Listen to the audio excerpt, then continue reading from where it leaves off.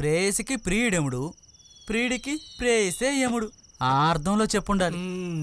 ఒక వయసులో ఉన్న అమ్మాయి ఒక వయసులో ఉన్న అబ్బాయికి సిగరెట్ కొనిచ్చిందంటే ఏంటి అర్థం? నీకు వాడి మీద ప్రేమ వచ్చిందని అర్థం. చూడగానే లవ్ వచ్చిందంటే సాధారణమైన విషయం, కానీ బండి గుద్ది వచ్చిందంటే చాలా విచిత్రమైనది. అలాంటి ఏం లేదు పోండి. అరెరెరెరే బాగా కవరింగ్ ఇచ్చేస్తుంది.